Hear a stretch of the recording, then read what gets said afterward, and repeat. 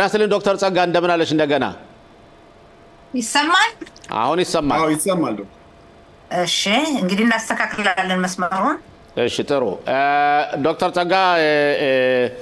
አብሮ ከቃለ መጠየቁን ምን ያደርግልሽ አቶ ተስፋዬ ይሆናል በዙም አሁን ክነሴት ስራ ጀምራችኋን ባልሳሳት ዛሬ ሁለተኛ ሳምንታችሁ ነው ባለፈው ሳምንት ስትሰሩ ቆይታችኋን አሁንም እየሰራችሁ ነው በተለይ 2-3 የሚሆኑ ህጎችን ለመደንገግ እና በጣም አወዛጋቢና አነጋጋሪ የሆኑ ህጎች አሉ እነሱም በተመለከተ አንደኛ የጠቅላይ ፍርድ ቤት የጠቅላይ ሚኒስትሩ ፍርድ እንዲቆም የሚል ህግ አስተላልፋችኋን ሁለተኛው ደግሞ የአቃቤ ህግ ከ3 እንዲከፈል አድርጋችሁታን አራተኛ ደግሞ ናፍታሊ ቤኔት የጠቅላይ ሚኒስትር የነበረው ሁለተኛ እንዳይወዳደር እነሱም የሚል 3 ህጎችን በጣም ወዛጋቢ ያቀርባችኋልና እንዴት ነው የምታስተላልፏቸው በመጀመሪያ ደረጃ ጤና ይስጥልኝ አቶ ሽሎሞ አቶ ተስፋዬ እንዲሁም የተከበራችሁ ተመልካቾች እንደምን ዋላችሁ እንግዲህ ወደ ጥያቄ ስመጣ አቶ ሽሎሞ በእውነት ያለንበት ሁኔታ ቀላል አይደለም ሁላችን እንደምናውቀው በተለይ በጠቅላይ ሚኒስትራችን ጉዳይ ላይ የመጣን እንደሆን ጠቅላይ ሚኒስትር ቢንያሚን ኔታንያሁ በሳቸው ላይ ክስ መቅረቡ ፋይል መከፈቱ ትልቅ ስህተት ነው ከመጀመሪያው ለምንድን ነው ስህተት ነው የሚልበት ዋናው አበይት ምክንያት ጠቅላይ ሚኒስትሩ በስልጣን ዘመናቸው እያሉ እሳቸው ለፍርድ መቅረብ የለባቸውም በህግ በኩል ሁሉም ሰው እኩል ቢሆን ለሁሉም ጊዜ አለው ህጉ ከመጀመሪያው ፋይል የተከፈተው ጠቅላይ ሚኒስትሩን በምርጫ ማሸነፍ የማይችሉ ሰዎች የተነሰሱት ሴራ ነው በዚህ ምክንያት በ3 አመት ተኩል 5 ጊዜ ለምርጫ ሄደናል ብዙ ነገሮችን አይተናልና ይሄ ሁኔታ ቀስ በቀስ ደግሞ የተከሰሱባቸው ነጥቦች እየተናዱ እየተሸረሸሩ ነው ስለዚህ ይሄ ፍርድ መቆም አለበት ያ ነው ትልቁ ጥያቄ ለምን ጠቅላይ ሚኒስትራችን በማንም ሀገር ታይቶ ተሰምቶ የማይታወቅ ሀገር መሪ ብቻ ሳይሆኑ ያለንበት ሁኔታ ከባድ ነው ጦርነት እያካሄዱ የጦርነቱን ሁኔታ እያየን ሐማስ ሊያጠፋን የነበረው ሳይሳካለት ቀርቷል ይሄ ሁሉ እያየን ጠቅላይ ሚኒስትርን ያክል ለፍርድ ማቅረብ በስራ ላይ ያሉ ተገቢ አይደለም ዶክተር ጸጋ ህግ በላይነት ለጠቅላይ ሚኒስትርም ለፕሬዝዳንትም ሌሎችም አሉ ለምሳሌ ጠቅላይ ሚኒስትር ሆነው ከስልጣናቸው ወርደው ፍርድ ቤት ፈርዶባቸው የታሰረ ኤውዶል መርታለ እንዲሁም ሞሸቃጻ ፕሬዝዳንት ይያሉ እሳቸውም ስራቸውን ለቀው 7 አመት ታስረዋን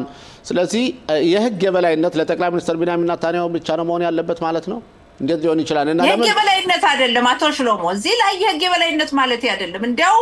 አንዱ ትልቁ የሚያስደስተው በሀገራችን በህግ በኩል ሁሉም ሰው እኩል ነው እና ታዲያ ለምን እስከ መጨረሻው ፍርድ ውስጥ ይፈረዳት ቆዩም ነው ጥያቄው እኮ ስለዚህ ለጠቅላይ ሚኒስትር ቢንያሚን ኔታንያሁ ጉዳይ ስንወስድ ከመጀመሪያው ክስ መቅረብ አልነበረበትም ክሱን ያቀረቡት ሰዎች እሳቸውን በምርጫ ማሸነፍ የማይችሉ ከስልጣን ለማውረድ ነው ለዚህ ፖለቲከኞች ሳይሆን ዶክተር ጸጋ ኖ እኔ ልጠይቅ አንቺ ትመልሻለሽ እኔ ልጠይቅ መልሱ አንቺ አሁን ፖለቲከኞች አይደለም ለምሳሌ እሳቸው የፖለቲካ ተቀናቃኞች አይደለም ወደ ፍርድ ቤት ያቀርባቸው ወደ ፍርድ ያቀርባቸው አቃቢ ህግ ነው መንደል ብሊት የሚባሉ ሰውዬ ናቸው እና ለምን ነው ልክ ፖለቲከኞች ወደ ፍርድ ቤት እንዳቀርባቸው አርገሽ ምታቀርቢው ነገሩን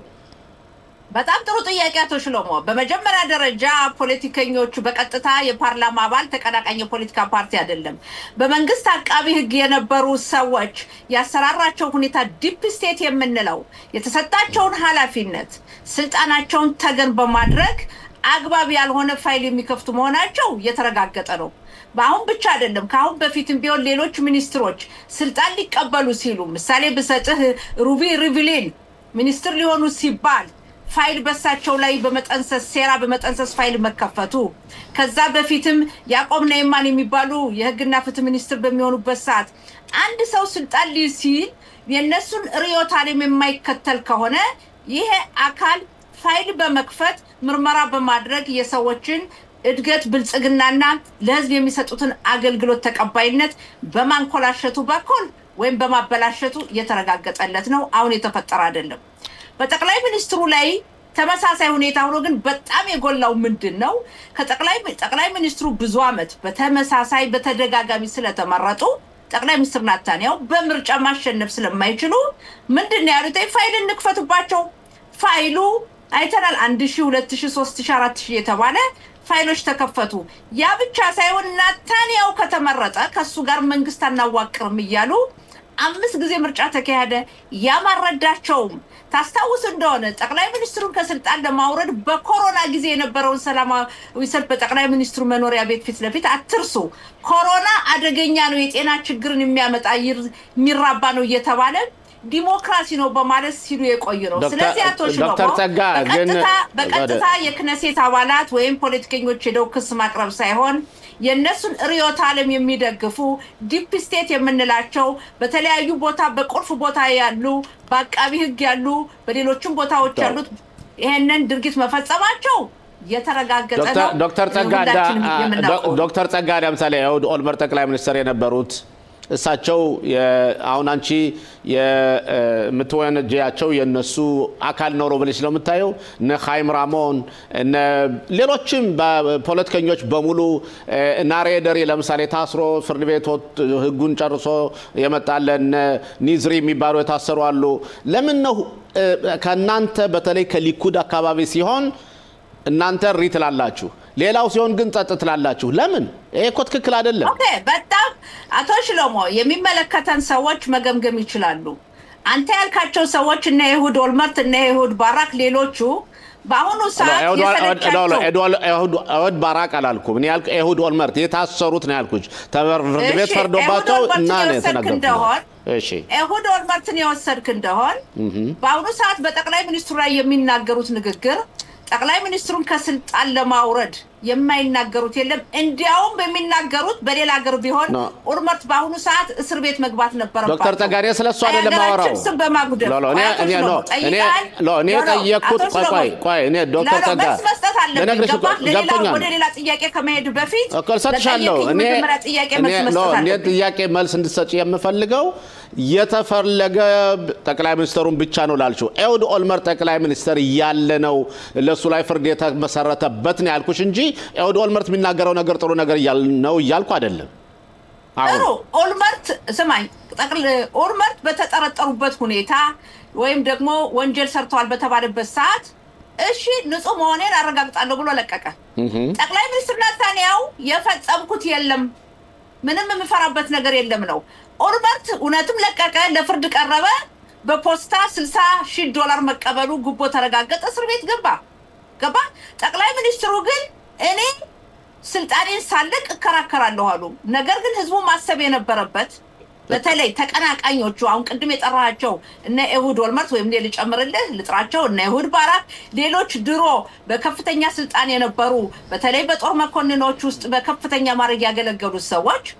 ጠቅላይ ሚኒስትሩን ከስልጣን ለማውረድ ሲባል የማያደርጉት የለም ስለዚህ ጠቅላይ ሚኒስትሩ መሆን የነበረበት በኔ በኩል ከመጀመሪያው ክሱ መቅረብ አልነበረበትም ከሳቸው ጋር ጥምር መንግስት አላቋቁም ህዝብ የመረጣቸውን በማለታቸው 5 ጊዜ ምርጫ ሄደን በመጨረሻም አልተሳካላቸውም ስልጣኑን ጠቅላይ ሚኒስትሩ ተረከቡ በምርጫ አሁንም ቢሆን ሰማ ችግር ካለ መቆየት ይቻላል ኦኬ ዶክተር መቆየት ይቻላል ሌላው ጥያቄ ጊዜው አሁን አይደለም ነው በአገሪቱ ቀውስ አመጡ እንጂ ምንም ፋይዳ አልመጣም ዶክተር ጸጋ ጠቅላይ ሚኒስትር ቢንያሚን ናታንያው እሳቸው ይህን ህግ እንደሚቃወሙ ዮሴፍ ፉክስ የሚባለው የመንግስት ጸሐፊው ተናግረዋል እና እሳቸው ህጉን የሚቃወሙ ከሆነ ዮሴፍ ፉክስ በእሳቸው ስም የሚናገር ከሆነ የናንተ ወይም ፍርዱ ገና ሂደት ላይ ያለ እንዲቆም ማድረጉ ማለትም ምን ጥቅም ሊሰጥ ይችላል ምንም እኮ ያሁን ያለው ሁኔታ በተለይ ወደ ምርጫ እየሄድን ስለሆነ ጠቅላይ ሚኒስትሩ እኔ እንዳልኩሽ ሁሌ እንደምናገረው ጠቅላይ ሚኒስትሩ ነፃ እንዲሆኑ የሚፈልጉት ሰዎች አንዱ ነኝና እሳቸው ነፃነታቸውን በፍርዱ አግኝተው እንደልባቸው ጎልተው ቢናገሩ አይቻልም እንደዚህ ከሚሆነው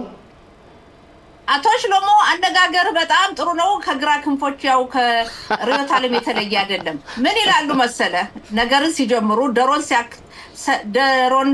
ሲያታልሏት ነው ይባል ሲደልሏት በመጫኛ ጣሏት ጠቅላይ ሚኒስትሩ ነፃ እንዲወጡ እንፈልጋለን ይላሉ በሌላ በኩል በቴሌቪዥኑ እየሮጡ ጠቅላይ ሚኒስትሩ ወንጀለኛ ነው ለፍርድ መቆም አለበት ስልጣኑን መልቀቅ አለበት ይያሉ ይለፈልፋሉ ይሄ አይሆንም ሁለት ነገር አብሮ መሄድ አይደለም መሆን ያለበት ጠቅላይ ሚኒስትሩ በራሳቸው በኩል እንደዛ ቢሉም እኛ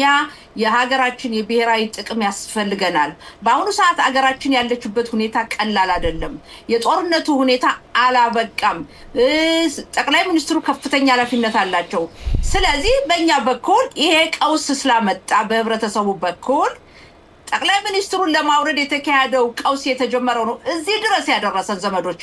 በዚህ ድረስ አሁን ኦክቶበር 7 ለሚለውና ከዛም በህግ ሪፎርም አምሽፓቲ የህግ መሻሻል የሚለውን በመመርኮዝ የተነሳውና በጦርነቱ ጊዜ ከፍተኛ የጦር ክፍሎች በቦታው በጊዜው ያልተገኙበተኝ በውትድርና ታገልግሎ የመሳሰለው ጥሪ የመጣ ጠቅላይ ሚኒስትሩን ከስልጣን ለማውረድ የተጀመረው ነው ይህ ሁኔታ ጠቅላይ ሚኒስትሩን ብቻ አይደለም የጎዳ ሁላችንም ነው የእስራኤል ህዝብ በሙሉ ነው አገራችን የጎዳና እኛ ያልነው ምንድነው ይሄ ነገር መቆም አለበት ዶክተር ጸጋ አሁን ደግሞ አቶ ተስፋዬ ጥያቄ ሊያቀርብ ይችላል አቶ ተስፋዬ ጥያቄ ለዶክተር ጸጋ እንግዲህ በመጀመሪያ ጤና ይስጥልኝ በድጋሚ ዶክተር ጸጋ ጤና ይስጥልኝ ለመጨመሪያ በእውነት ከባድ የተባሉት ክሶች በአሁን ሰዓት ፍርድ ቤቱ አውርዶታል አሁን ያሉት ቀለል ያሉ ክሶች ናቸው እንደሚባለው በዚህ ሁኔታ ላይ ዛሬም ጠቅላይ ሚኒስትር ቢንያሚን ኔታንያሁ እስከ 1 ሰዓት የሚሰጡትን ምስክር እንዲያሳጥሩላቸው ጠይቀው ያው በታጥሮ እንግዲህ ጊዜው አጥሮ ፕሮግራሙ አጭር ሆኗል የኔ ጥያቄ የሚሆነው እንደዚህ አይነት ቀላል ክሶች ከሆኑ በእውነት ፍርድ ቤቱ ፖለቲካኞች ሳይሆን ፍርድ ቤቱ ራሱ ሁኔታውን አይቶ ለምንድነው ጠቅላይ ሚኒስትር ባሉበት በእውነት ጦርነቱ ገና አላለቀም ያለንበት ጊዜ ሁኔታው የጋዛም ሆነ የሰሜን የደቡብ ሊባኖስ አሁንም ተጨባጭ ነገር የለውም ፍርድ ቤቱ ለምንድነው አንድ ተጨባጭ ነገር ይዞ ቁርጥ የሆነ ውጤት ላይ የማይደርስበት ምክንያቱ ምንድነው ይሄ አንደኛው ጥያቄ ነው ሁለተኛው ጥያቄ እንግዲህ አያይዤ የምጠይቀው ከፖለቲካ ወጣ ብዬ በትላንትና ዕለት በክኔሴት ንግግርሽ ላይ ሰምቻለሁኝ በቤርሼባ ስለ ዘረኝነት ጉዳይ ክስተት አንስተሽ ተናግረሻል እንግዲህ ጦርነቱን ባስመለከተ ብዙ ነገሮች ከህብረተሰባችን በእውነት ብዙ እንቅስቃሴዎችን አድርገሻል አሁን የሚጠብቀን ምንድነው ይሄ ዘረኝነት ነገር አሁንም እየቀጠለ ነው በክኔሴት ምን አይነት ሐሳብ አለሽ በጣም ጥሩ አቶ ተስፋዬ መጀመሪያ ያነሳው የጠቅላይ ሚኒስትራችን የተከሰሱበት ፋይል እየተሸረሸረ የወረደ ነው መጀመሪያ የተከሰሰ ሲነገር ምንድነው የነበረው ጉቦ ተቀብለዋል ከዛም ደግሞ ባህር ሰርጓጅ መርከብ ከጀርመን ሀገር በ6 ቢሊዮን በተገዛበት ሰዓት የሳቸው ወዳጆች ገንዘብ ወስደዋል ብዙ ነበር ነገር ግን ቀስ በቀስ ያ ነገር እየወረደ ነው የሚገርማችሁ ጉቦን በተመለከተ እንኳን የፍርድ ቤት ዳኞች ለአቃቢ ህጉ ይሄን ነገር ውረዱ ይሄ ክስ ፋይዳ የለውም ብለዋቸዋል እነሱ ግን መልቀቅ አልፈለጉም ሌላው ባለፈው ሳምንት በጣም የሚደንቅ ነገር አንድ የፖሊስ ከፍተኛ ባለስልጣንና መርማሪ የነበሩ ምንድነው ያሉት ባለፈውም ተናግሬያለሁ አሁን ግን በይፋ ነው መናገር ብለው ለህዝብም ተናግረዋል በፍርድ ቤትም ቀርበው ተናግረዋል የተናገሩት ምንድነው ጠቅላይ ሚኒስትር ቢንያሚን ኔታንያሁ በተጠረጠሩባቸው ወንጀሎች እንዲመረመሩ ከተፈለገ የመንግስት ጠቅላይ አቃቢ ህግ ፈቃድ መስጠት አለበት በጊዜው የነበሩ የመንግስት ጠቅላይ አቃቢ ህጉ መንደል ብሊት እሳቸው ፈቃድ ሳይሰጡ ነው የፖሊስ ምርመራ የተጀመረው በሁለተኛ ደረጃ የምርመራው ሂደት የተሳሳተ ነው የነበረ ብለው ቁልጭ አርገው አስቀምጠውት ባለፈው እንዲያውም ጉድ ነው የተባለውና የጠቅላይ ሚኒስትሩ የተከሰሱበት ሁኔታ እየተሸረሸረ ለዛም ነው ጠቅላይ ሚኒስትሩ እኔ ፍርዱን ቀጥላለሁ የሚሉትኝ እስከመጨረሻው እኛ ደግሞ የምንለው አገራችን ያለችበት ሁኔታ ቀላል አይደለም ጠቅላይ ሚኒስትሩ በጦርነት ጊዜ የሚሰሩት ስራ ከባድ ነው ስለዚህ ጦርነቱ እስከሚያበቃ ሁኔታው እስከሚረጋጋ ጠቅላይ ሚኒስትሩ በአገራችን ብሔራዊ ጉዳይ በጸጥታችን ትኩረት ይስጡ እንጂ ይሄ ክስ መቆም አለበት የሚል ነው ቀስ በቀስ የመንግስት አቃቢ ህጉ ማንኝ ዘመዶቼ ይሄንን እኮ ጠቅላይ ሚኒስትሩን ለፍርድ ለማቅረብ ስንት ሚሊዮን ገንዘብ ነው የወጣው በጣም ብዙ ለምርመራው ለምስክሩ ለፍርድ ቤቱ ለቦታው የወጣው የገንዘብ ልክ ይሄን ሊባል አይችልም ስለዚህ መጨረሻ ላይ ፋይዳ የለውም ይሄ ነገር ጠቅላይ ሚኒስትሩ ነው 76 ዓመታቸው ነው በሚቀጥለው ምርጫ እርግጠኛ ነኝ ያሸንፋሉ ጠቅላይ ሚኒስትሩ ለምን ተቀናቃኝ የፖለቲካ ፓርቲ ኔታንያሁን የሚያሸንፍ በሳቸው ደረጃ ሰው የለንም ምንም እንኳን የግራ ክንፎች ቢፈልጉም ለወደፊቱ ምናልባት አሁን ካለው መንግስት ለየት ያለ ሊቋቋም ይችላል እንጂ ጠቅላይ ሚኒስትሩ ምርጫው ማሸነፋቸው የማይቀር ነው ነገር ግን የሀገራችን ብሔራዊነትን ጥቅም ያስቀድሙት ነው ኦኬ ሌላው ሁለተኛው ተስፋ የጠየቀ ጥያቄ በቤርሸባ የነበረው ሁኔታ በእውነት የኛ ህብረተሰብ እዚህ ሀገር ከመጣንበት ጊዜ አንስቶ የዘርኝነትን ሁኔታ በተመለከተ ብዙ እንታገላለን በእውነትም ባንድ በኩል ብዙ መልካም ውጤቶችን አግኝተናል ሰሞኑን በጣም የሚገርመው በቤርሸባ ከተማ በአንድ ሚብጻ ኡብዳ በተባለ ጎዳና ሚብጻ ኡብዳ የጎዳናው ቁጥር 114 ቁጥር እዛ ውስጥ 9 ፎቅ ያለው ቤት አለ ህንጻ በዚህ በ9 ፎቅ ውስጥ 34 ቤቶች አሉ ከ34ቱ ቤቶች መካከል 9ኙ የኛ ማህበረሰብ ተወላጆች ናቸው እንደማንኛውም የባድ ባይት አለ የቤቱ ኮሚቴ አለ ገንዘብ ምናዋጣ ሁላችን ለቤቱ ለህንጻው የዛሊቀ መንበር ብለው የመረጡት ሰው ምን ብለው ይጽፋለኝ አንድ የኢትዮጵያኖች ልጅ እዚህ የሚኖር ቆሻሻ ለመጣል ሲወጣ ቆሻሻውን አንጠብጥቦታል ይሄ ልጅ ምን ይለዋለኝ ይሄንን ማስሪያ ኃይሌዳ ኢትዮጵያ ማስሪያ ይሄ ሸታታ ኢትዮጵያዊ ልጅ ብሎ ነው የጻፈው እና ይሄንን ቆሻሻ የመጀመሪያ ጊዜ አይደለም ሊጥል ሲወጣ የሚያንጠበጥበው ስለዚህ የት ያሉ መሰላቸው እዛ ገጠር ያሉ መሰላቸው ብሎ ይሄንን በግሩፕ ባላቸው በዋትስአፕ የንጻናዋሪዎች ተጻጻፉ ያልበቃ ብሎ ያንን የጻፈውን ደግሞ ሊፍቱር ውስጥ ወይ ማሊት ውስጥ ለጥፎ አስቀመጠው እና ይሄን ነበር በመቃወም ትራንትና በክነሴት ንግግር ያሰማውት ማየት ከፈለጋችሁ ልክላችኋለሁ እና እንዴት ነገሮች መሆን የለበትም ዝም ብለን ማየት የለብንም መታገል አለብን በእስራኤል ሀገር ዘረኝነት የተከለከለ ነው የእስራኤል ህዝብ ሁሉ ዘረኛ ነው አንልም የእስራኤል ህግን እናውቀዋለን አንዳንድ ግን እንዲህ አይነት ባለጌዎች ህግን የማይፈሩ ወይም ደግሞ ጭራሹኑ ራሳቸውን ከሰው የተለየ አድርገው የሚያዩ ሰዎችን ዝም ማለት የለብንም ለዚህ ነው በክነሴት በትላንትናው ዕለት በዚህ ጉዳይ ላይ ንግግር ያሰማውት ሌላው የሚገርማችሁ እዛ የሚኖሩ ሰዎች ጋር ግንኙነት አለኝ በዚህ ምክንያት ነው እና ስንነጋገር እነሱ የኞቹም አንድ ላይ ሆነው ተጠናክረው ይሄን ሰውዬ ይቅርታ መጠየቅ አለብህ ይቅርታ ማጠየቅ ከሆነ ለፍርድ እናቀርባለን አሉት እስካሁን ድረስ ይቅርታ አልጠየቀም በኔ በኩል ክስ ሲቀርበው ገንዘብ መቼም ሲመጣ ሩጦ ይቅርታ ይጠይቃላለው እኛ ግን እንዲህ አይነት ነገሮችን ዝም ብለን ማሳለፍ የለብንም ወገኖች ኦኬ ዶክተር ጸጋ አንዲት ማስተካከያ ከተናገርሻቸው ነገሮችና ከዛ በኋላ ጥያቄ እንደገና ጠይቅሻለሁ ስለ ጀርመን መርከብ አንስተሽ የነበረውን ያው ፖሊስ ምርመራ አደረገ እንጂ ጠቅላይ ሚኒስትሩ አልተከሰሱበትም ሌላው ደግሞ ነው መጀመሪያ ተጠርጥረው ነበር 3000 ተብሎ ነራቢብ ድሩከር ጋዜጠኞች ሁሉ ጨፍረው በደስታ ነው የነበረው የባህር ሰርጓጅ መርከብ በተመለከተ ቆይ ፖሊስ መረመረ መጨረሻ ላይ ክስ አልተመሰረተባቸው ግን ብሔራዊ ምርማሪ ተቋቁሞ በዳኛ አማካኝነት እየተመረመረ የቀድሞ መከላከያ ሚኒስተር ጠቅላይ ሚኒስተር ቢንያሚን ኔታንያሁ ማስጠንቀቂያ ደብዳቤ ተሰጥቷቸው ጉዳዩ እየታየነ ያለ አላለቀም ይሄ ያው ያለው ነገር ለማስፋት ግን በእሳቸው እኮ ተበልከት በፖሊስ ሲመረመሩ ጥፋተኛ ተብለው ነው ገባ መጀመሪያ ላይ ለምንድን ነው የቀረ ያጎታቸው ልጅ ረሳውት ስሙን እሱ በማሻሻጡ ላይ ሰርቷል የሚል ነበር ያውልሽ አሁን ጠቅላይ ሚኒስትር ቢንያሚን ኔታንያሁና ቦጊ አሎን ለምሳሌ ተከሰውበት ያለው የልዩ መርማሪ ኮሚቴ ተቋቁሞ የመረመረ ያለው እንዴት ነው ለጀርመን መሸጥ የነበረበትን መርከብ ጠቅላይ ሚኒስትር ቢንያሚን ኔታንያሁ ራሳቸው ለግብጽ በጀርመን አማካይነት ለግብጽ እንዲሸጥ ያደረጉ ጠቅላይ ሚኒስትር ቢንያሚን ኔታንያሁ ሚስጥራዊ በሆነ መንገድ ነውና ለምን ያን ስላደረጉ ያገሪቱን ደህንነት ጎድተዋን በሚል ነገር ነው ነገሩ ገና እንደተንጠለጠለን ያለ አላለቀም ይሄን ካልኩ በኋላ ወደ ስራሽ ልመለስ ፈልጋለሁና ዶክተር ጸጋ በእኛ ማህበረሰብ ላይ እየታየ ያለው ለምሳሌ ባለፈው ባልሳሳት የሆነ አዳራሽ ቦታ ኢትዮጵያውያኖችን እንዳትቀጥሯቸው እነዚህ የማይረቡ ናቸው ይቆሻሻ ናቸው የሃይማኖቱን ጉዳይም ለምሳሌ እስከዛ ድረስ አለመገኘቷ ትላንትና ደግሞ ታልፒዮት ኢየሩሳሌም አካባቢ እንደገና ሁለት ህፃናቶችን ይዘው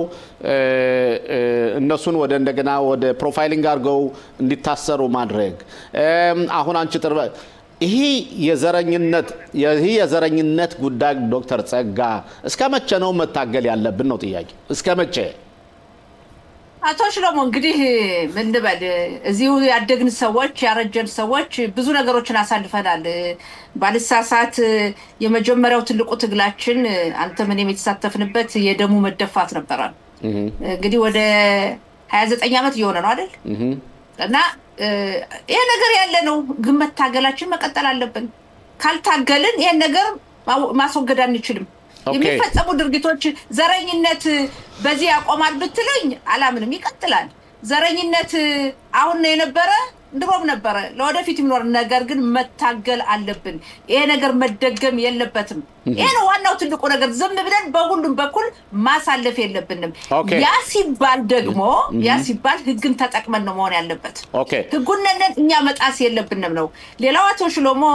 ነገሮችን ካነሳን በዚህ ሳምንት የተሰሩ ካልታይ ዶክተር ጸጋ ጊዜ በእውነት በጣም ስለሄደብን ምናልባት ያው አንድ ደቂቃ እንላለን ለግማሽ ደቂቃ መስጠው ባለፈው ሳምንት ጀምሬ ትቼ ነበር ዛሬ እንነጋገራለን ብለን የመንጃ ፈቃድን በተመለከተ የመኪና ማሽከርከር የመንጃ ፈቃድ ካሁን በፊት በኢትዮጵያ በአማርኛ ቋንቋ ማንበብ መጻፍ የማይችሉ እዚህም ደግሞ መጣው ራይስጥን ለመማር ጊዜ የሚፈጅባቸው እና የሚከብዳቸው ሰዎች በእድሜ በሰልብ ላይ መጡ የመንጃ ፈቃድ እንዲያወጡ የቃል ፈተናው ቲዮሪ የምንለው ቲዮሪውን ሲፈተኑ ነበር ያ ተቋርጦ ቆይቷል ያ ተቋርጦ ቢቆይም በዚህ ጉዳይ ላይ አቶ ሽሎሞ ምን አለ መሰለ ይሄ መንጃ ፈቃድ አስፈላጊ ስለሆነ ባለፈው ጊዜ ብዙ ጊዜ ተቋርጧልና ጸጋ ባክሽ እርጅን አሉኝ እሺ ብዬ ይሄንን ነገር ለመንገዶችና ትራንስፖርት ሚኒስትር ሚሪ ሬገብ ከሷ ጋር ተነጋግረን ይሄ ሁኔታ ከመንካሉ ከዋና ስራ አስኪያጇ ጋር ሞሸ በዛከን ጋር ስብሰባ አድርጌ 3-4 ጊዜ መንጃ ፈቃድ የሚያስተምሩትን ሰዎች አምጥቼ ተነጋግረን የነገር በእውነት እንደገና ተጀምሮ የኛን ሰዎች አስተምሯቸው ባለፈው ሐሙስ 17 ሰዎች በቤት ሸሜሽና በፔታክቲክ የሚኖሩ ለፈተና ቀርበው እኔም ከፈተናው ቦታ ተገኝቼ ሚሪ ሬጌብም ተነገኝታ ፈተናውን አይተን በጥሩ ሁኔታ አልፈዋል አብዛኛዎቹ እንደውም የሚገርመው ሴቶችና በእድሜ የገፉ ነበሩ ዶክተር ጸጋ ምናልባት በሚቀጥለው ጊዜ በእውነት በጣም የሰራችው ስራ ጥሩ ነው አገልግሎት አገልግሎት ሰጥተው አግኝተው ጥሩ ውጤት ያገኙትን ሰዎች ምናልባት አንቺ ብትሰጭንና ብናቀርባብርና ለየት ያለ ፕሮግራም ዘንብና ወያያችሁ የተሻለ ነው ምክንያቱም ሮቤን መሸሻም ከባለፈው ሳምንት ስብሰባ ተደርጎ እንደዚህ ኢየሩሳሌም መጥቶ ይህን ጉዳይ አንስቶ ሪፖርት አቅርቦልን ነበር ስለዚህ ሮቤን መሸሻ ከሚያስተምረው አንዱ ነው አዎ መንጃ ፈቃድ ማውጣት አቶ ገዳም ሁሉም አነጋገሩኝና እነሱ ያስተምሩ ነበር ድሮ ግን ያ ፈተና በመቅረቱ አሁን ፈተናውን እንዴት ይካሄድ እና ፈተናውን እንዲካሄድ መንገዶችና ትራንስፖርት ሚኒስትር አነጋግሪ ብለው ስለጠየቁኝ በዛ መሰረት ነው የሰራነውና ካሁን በፊት ነበር ተቋርጦ ነበር እንዲመለስ አድርጊያለሁ እንዲመለስ መሆኑ በሁለት ከተማዎች ብቻ አይደለም ለወደፊቱም ሌሎች እንዲጠቀሙ ነው ይሄንን የምገፋፋው የኔ መስራት አለ መስራት ሳይሆን ሰዎቹ ተጠቃሚ እንዲሆኑ አንደኛ አንቺ የሰራሽው ስራ መነገር አለበት መመስገን ይኖርብሻል እያንዳንዱ ሰው የሰራውን በስራው የስራው እውቅና መሰጠት አለበት ስለዚህ ዶክተር ጸጋ ከይቅርታ ጋር ጊዜ ስላቋረጠን በእርግጠኝነት ሰሞኑን እንደገና መልሰን እናነጋግርሻለን